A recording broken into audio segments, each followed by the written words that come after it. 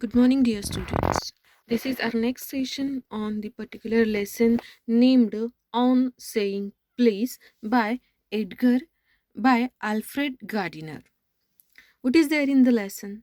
In the lesson, the writer is telling us the value of good manners in social life and emphasizes the importance of courtesy and politeness in daily behavior.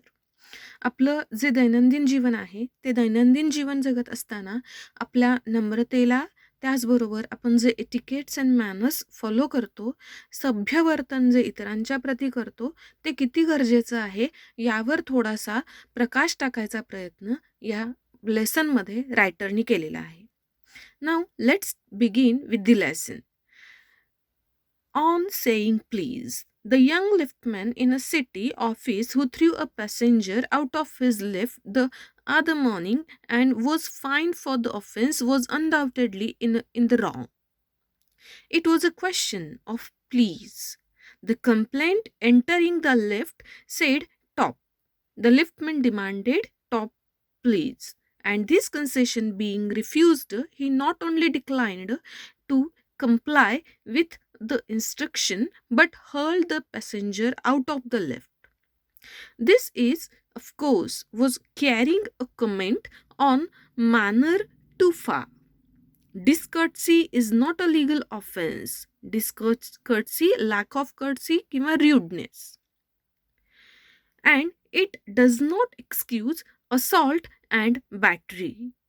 Assault and battery, an attack which includes not only threats but also the actual use of violence. म्हणजे एखाद्याला धमकावणं किंवा त्या व्यक्तीला मारहाण करणं.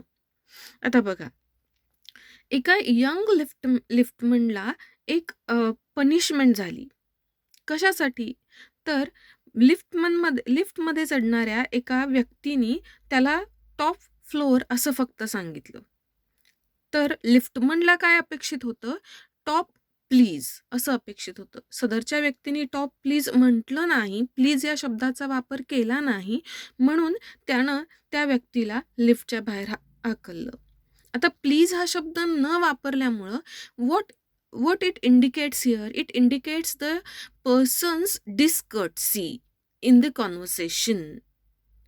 It doesn't mean that we should assault and battery. याचा अर्थ असा नाही की आपण समोरच्याला थ्रेटनिंग करावं किंवा मारहाण करावी. It is the part of respect as well as etiquettes and manners. समोर असणाऱ्या कुठल्याही व्यक्तीला आपण किती दर्जापर्यंत किंवा कितपत रिस्पेक्ट देतो, आदर देतो, हे सगळं आपल्या बोलण्याच्या कौशल्यावरून लक्षात येत असतं. If a burglar breaks into my house and I knock him down, the law will acquit me. And if I am physically assaulted, it will permit me to retaliate with reasonable violence. It does this because the burglar and my assailant have broken quite definite commands of the law. आता बघा, retaliate डाव्या बाजूला असणारा जो निळा column आहे त्याच्यामध्ये तुम्हाला डिफिकल्ट वर्ड्सचे मीनिंग दिसत आहेत. आपण ते मीनिंग्स थोडेसे जाणून घेऊया. Retaliate, do something bad to someone who has done something bad to you. म्हणजेच तुमच्या प्रती जर एखाद्या व्यक्तीने वाईट वर्तणूक केलेली आहे तर तुम्ही त्याच पद्धतीने त्या व्यक्तीला रिस्पॉन्स देणं किंवा उत्तर देणं.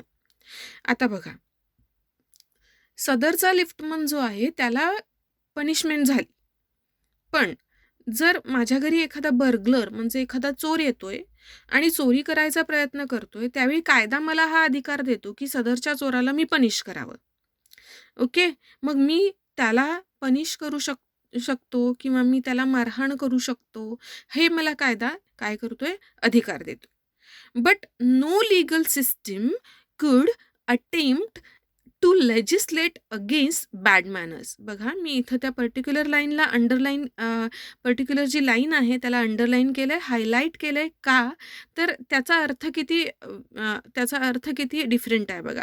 बट नो लीगल सिस्टीम, कायद्याच्या कुठल्याही क्लॉजमध्ये असं लिहिलेलं नाही की एखादी व्यक्ती जर तुमच्याशी बॅड मॅनर्सली वागतीये, चुकीच्या पद्धतीने वागतीये, तर तुम्ही त्या व्यक्तीला पनिश करू शकता, असं कुठेही लिहिलेलं नाही. Or could sanction the use of violence against something which is does not itself recognise as a legally punishable offence. किंवा तुम्ही व्हायलन्ससुद्धा म्हणजे हिंस्रपणे सदरच्या व्यक्तीशी मारहाणसुद्धा तुम्ही करू शकत नाही. And our sympathy with the liftman, we must admit that the law is reasonable. It would never do if we were at liberty to box people's ears because we did not like their behavior or the tone of their voices or the scowl on their faces. Our fists would never be idle and the gutters of the city would run with blood all day. आता बघा, आपण काय करतोय? And our sympathy with the liftman, we must admit that the law is reasonable. ठीक आहे. आणि जेव्हा आपण त्या लिफ्टमॅनच्या प्रती सिम्पथी व्यक्त करतो आणि तेव्हा असं वाटतं की कायदा बरोबरच आहे. It would never do if we were at liberty to box people's ears because we did not like their behavior or the tone of their voices. खूपदा असं होतं की समोरच्या व्यक्तीचा टोन आणि समोरच्या व्यक्तीचं बिहेवियर आपल्याला फारसं आवडत नाही. त्या व्यक्तीचा जो टोन आहे तो आपल्याला चुकीचा वाटतो आणि मग टोनमुळं सुद्धा आपण काही व्यक्तींशी बोलायला जात नाही.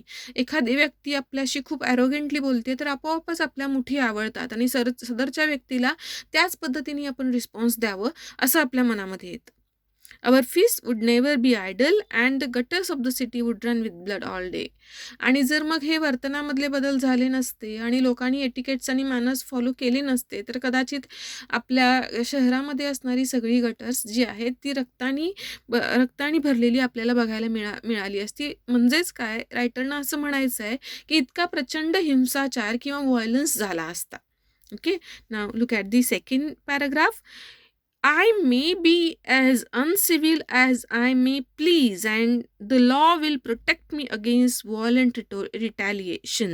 I may be hot or boorish, and there is no penalty to pay except the penalty of being written down an ill-mannered fellow. The law does not compel me to say please or to attune my voice to others people's sensibilities any more than it says that I shall not wax my mustache or dye my hair or wear ringlets down my back. It does not recognize the lacration of our feelings as a case for compensation. There is no allowance for moral and intellectual damages in these matters. आता लेखक काय म्हणतात बघा, की law मला compel करू शकत नाही की मी समोरच्या व्यक्तीला प्लीज म्हणावं, थँक्यू म्हणावं, कर्टसी वर्ड्स यूज करा. हे लॉ तुम्हाला कंपेल करणार नाही, ते तुमच्या नेचरमध्ये असायला पाहिजे. हे म्हणजे असं आहे की law is not at all going to tell you to cut your moustache, okay, or have ringlets on your back.